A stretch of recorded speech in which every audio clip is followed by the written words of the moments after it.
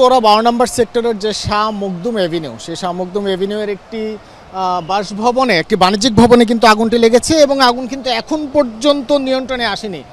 আপনার সাথে আমি যখন কথা বলছিলাম, তা কিন্তু যে ভবনটিতে আগুন লেগেছে তার বিপরীত পার্শ্বের একটি বাড়ির ছাদ থেকে, এবং আপনি দেখতেই পাচ্ছেন ফায়ার সার্ভিসের দমকল বাহিনীর কর্মীদের যে কর্মতৎপরতা, তারপর এখন পর্যন্ত কিন্তু আগুনটি নিয়ন্ত্রণে আনা সম্ভব হয়নি।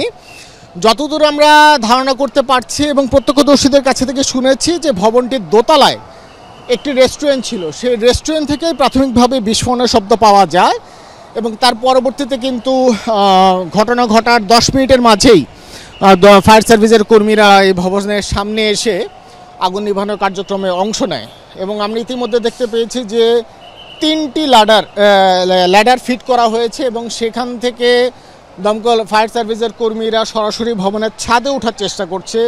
সেই ছাদে উঠে তার পরবর্তীতে যদি ভবনে কেউ থেকে থাকে তাহলে তাদেরকে বের করার চেষ্টা করছে, এবং একই সাথে ভবনের যে বিভিন্ন গ্লাসগুলো রয়েছে সেই গ্লাসগুলো ভেঙে যাতে ভেতরে আগুন অথবা ধোঁয়া সেটা সম্পূর্ণভাবে নির্বাপন করা সম্ভব হয় সে বিষয়ে তারা প্রাথমিকভাবে নজর দিচ্ছে। একটি বিষয় উল্লেখ করব যে এখন পর্যন্ত কিন্তু আমরা নিশ্চিত হতে পারিনি যে ভবনের ভেতরে কোনো হতাহতার ঘটনা আছে কিনা, অথবা দমবন্ধ অবস্থায় অথবা কেউ আটকে পড়া আছেন কিনা। আমরা যদি দু একজন প্রত্যক্ষদর্শীর সাথে কথা বলি, তাদের কাছ থেকে পুরো ঘটনাটা একটু জানার চেষ্টা করব। আপনি তো ভবনের উল্টো পাশেই ছিলেন। জি, কি ঘটেছিল ঘটনাটা? আমি যখন সকালে অফিসে কাজ করতেছিলাম তখন হঠাৎ করে দেখি যে ধোঁয়া বেরোচ্ছে। তখন আমি খেয়াল করলাম যে লোকগুলা বের হয়ে আসছে। তার কিছুক্ষণের পর দেখলাম যে ব্লাস্ট হচ্ছে এটা বড় করে। এরপর থেকেই আগুনটা সরে গেছে, কিছুক্ষণের ভিতরে ফায়ার সার্ভিস চলে আসছে। এরপর থেকে ফায়ার সার্ভিস অলরেডি 2 ঘন্টা হয়ে গেছে, নিয়ন্ত্রণ আনতে পারতেছেন না। এখন ভিতরে অনেক লোক ছিল, তাদেরকে সিঁড়ি দিয়ে এক বিল্ডিং থেকে অন্য বিল্ডিংয়ে নিয়ে গেছে। এখন ভিতরে লোক আছে কিনা একমাত্র আল্লাহ মাহবুদ ভালো জানে। এখনও আগুন নিয়ন্ত্রণ আসতে পারেনি। আপনি কি ছিলেন? হ্যাঁ, 2 জনকে উদ্ধার করা হয়েছে, 2 জনকে হসপিটালে নিয়ে যাওয়া হয়েছে, এবং কি ফায়ার সার্ভিসের ইউনিটের লোক যারা কাজ করতেছিল তাদেরকেও কাজ করতে করতে তাদের অজ্ঞান হয়ে গেছিল, তাদের অবস্থাও খুব গুরুতর, তারাও হসপিটালে নিয়ে গেছে। ভিতরে এটা নিচতলায় হচ্ছে লাভলি বাংলা রেস্টুরেন্ট। হয়তো রেস্টুরেন্ট থেকে আগুনটা ধরেছে, কারণ রেস্টুরেন্টে হচ্ছে গ্যাসের পরিমাণটা হয়তো বেশি খরচ হয়, সেই কারণে আমার ধারণা হচ্ছে যে রেস্টুরেন্ট থেকে আগুনটা ধরেছে।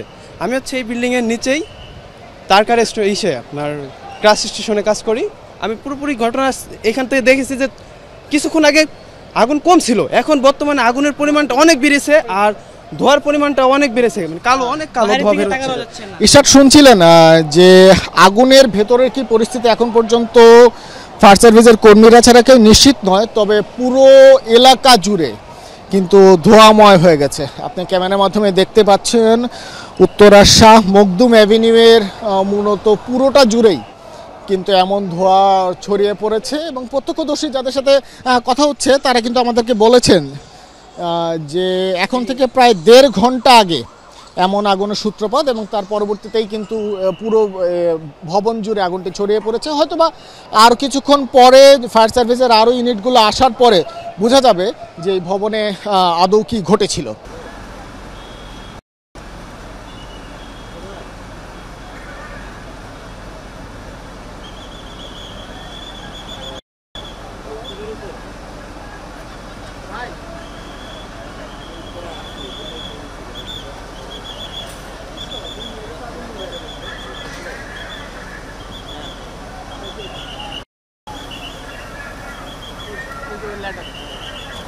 উত্তরা